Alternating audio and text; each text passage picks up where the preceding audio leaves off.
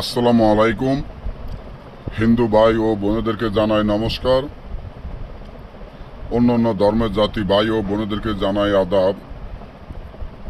আমি তান্ত্রিক বড়ুয়া 5 মিনিটে শত্রুকে অ্যাক্সিডেন্ট বান রাস্তায় ফেলে রাখা যে নকশাটি নিয়ে আপনাদের মাধ্যমে হাজির হলাম,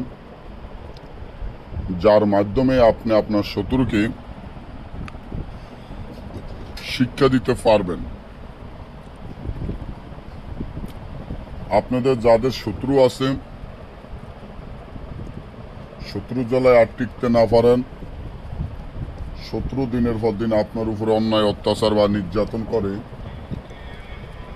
আপনি কোনো উপায় খুঁজে না পান, তখন এই কাজটি আপনারা করতে পারেন।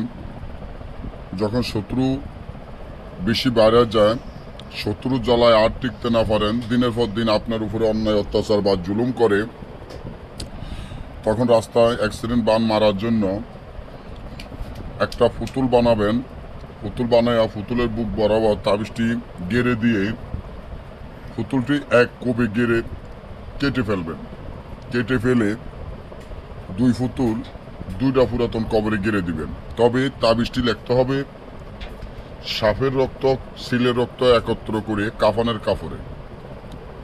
তাহলে সাথে সাথে আপনার শত্রু অ্যাক্সিডেন্ট হয়ে দুই ভাগ হয়ে রাস্তায় পড়ে থাকবে।